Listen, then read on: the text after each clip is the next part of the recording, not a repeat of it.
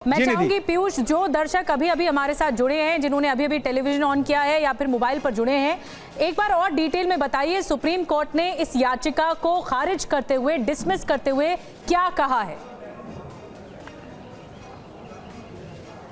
जी निधि, मैं बिल्कुल आपको बताना चाहूंगा, जैसे ही मामले पर सुनवाई शुरू हुई, सुप्रीम कोर्ट ने साफ तौर पर कहा कि इस याचिका में कोई आधार नहीं है, इस याचिका पर जुर्माना लगाया जाना चाहिए और इस मामले पर हम कोई हस्तक्षेप नहीं कर सकते, क्योंकि सुप्रीम कोर्ट में जो आपने याचिका दाखिल की है उसमें राष्ट्रपति के जो अधिकार हैं उनको जरूर अनुच्छेदों में बताया गया है, लेकिन इसमें कोई कानून का या संविधान का उल्लंघन नहीं है। ऐसी स्थिति में हम इस मामले पर याचिका पर सुनवाई नहीं कर सकते और हम याचिका खारिज कर रहे हैं। साथ ही सुप्रीम कोर्ट ने याचिकाकर्ता से पूरा तर्क सुना, उनके हर एक आर्गूमेंट को सुप्रीम कोर्ट ने सुना और साफ तौर पर याचिका को खारिज करते हुए सुप्रीम कोर्ट ने ये कहा कि हम इस मामले में हस्तक्षेप नहीं कर सकते, ये याचिका बेतुकी है और इस याचिका पर जुर्माना लगाया जाना चाहिए। बिल्कुल, बहुत बड़ा झटका याचिकाकर्ता को लगा है, बहुत बड़ा झटका, और ये मांग की गई थी कि इस मामले में जो उद्घाटन किया जाना चाहिए वो राष्ट्रपति के जरिए ही, उनके कर कमलों के जरिए ही किया जाना चाहिए,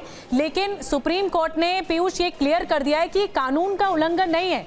दरअसल इस बारे में जो तमाम आर्टिकल्स का जिक्र किया गया उसमें भी ये मांग की गई थी कि राष्ट्रपति एक सर्वोच्च पद है और एग्जीक्यूटिव पद है, लेजिस्लेटिव बॉडी है, वही उनके जरिए ही तमाम आदेश आने चाहिए, उनके जरिए ही उद्घाटन होना चाहिए, लेकिन कानून का इसमें कोई उल्लंघन नहीं है कि अगर प्रधानमंत्री के जरिए हो रहा है तो। ये बात साफ कर दी सुप्रीम कोर्ट ने।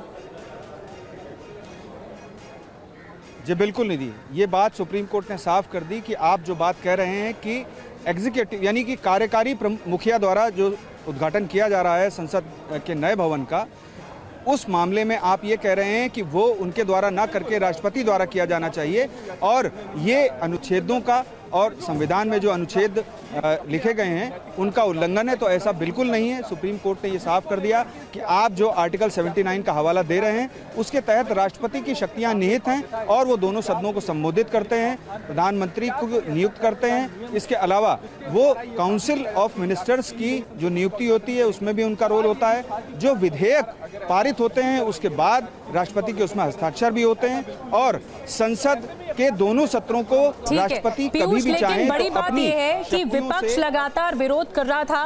विपक्ष ये कह रहा था कि जो सबसे बड़ी लेजिस्लेटिव बॉडी है वो राष्ट्रपति है, प्रेसिडेंट है, और विपक्ष उस वक्त भी विरोध कर रहा था जब द्रौपदी मुर्मू का सिलेक्शन हो रहा था राष्ट्रपति के तौर पर।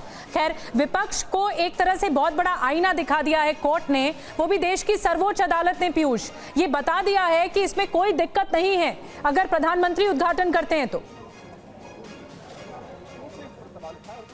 जी बिल्कुल निधि, देखिए साफ तौर पर विपक्षी दलों की ओर से ये लगातार कहा जा रहा था कि प्रधानमंत्री की ओर से और सरकार की ओर से कानून का उल्लंघन किया जा रहा है, क्योंकि नए संसद भवन का उद्घाटन जो है उसमें राष्ट्रपति का रोल नहीं रखा गया, उनको आमंत्रित नहीं किया गया। तो ऐसी स्थिति में सुप्रीम कोर्ट ने आज सभी विपक्षी दलों को आईना दिखा दिया है कि कानून का या संविधान का उल्लंघन नहीं है। इस मामले में न्यायपालिका भी हस्तक्षेप नहीं कर सकती। जो देश की सर्वोच्च न्यायपालिका है उसने हरी झंडी दे दी है और अब 28 तारीख को इस मामले में जो समारोह आयोजित होना है वो आयोजित होगा।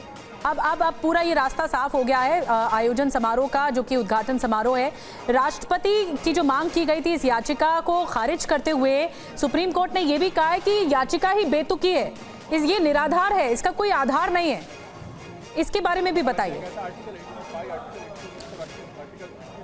जी बिल्कुल निधि, देखिए खास तौर पर याचिका में कई अनुच्छेदों का हवाला दिया गया था और उन अनुच्छेदों के तहत राष्ट्रपति को शक्तियां प्राप्त हैं, जैसे कि संसद के दोनों सदनों को राष्ट्रपति कभी भी बुला सकते हैं आर्टिकल 87 के तहत, 79 के तहत वो सर्वेसर्वा होते हैं संसद के, और इसके अलावा जो सरकार है उसमें उसके जितने भी कार्य होते हैं उनको अनुमोदन होता है उसको क्लियर करते हैं राष्ट्रपति, यानी कि उनको मंजूरी देते हैं। तो ये सारे आर्टिकल्स जो हैं और अनुच्छेद जो हैं उनमें राष्ट्रपति की शक्तियां निहित हैं और उन अनुच्छेदों का हवाला देते हुए सुप्रीम कोर्ट में याचिका दाखिल की गई थी। याचिका को सुप्रीम कोर्ट ने खारिज करते हुए साफ कर दिया कि आपके पास कोई आधार नहीं है। बिल्कुल, बड़ी बात ये कही सुप्रीम कोर्ट ने कि इस याचिका का, इस पिटीशन का बेस ही नहीं है, बेसलेस है, है ये याचिका और इस पर जुर्माना लगाने की बात भी कही। बहुत बहुत धन्यवाद पीयूष, एक एक डिटेल बताने के लिए जो इस वक्त सुप्रीम कोर्ट से सामने आ रही थी। और अब जो नई संसद की इमारत का उद्घाटन है,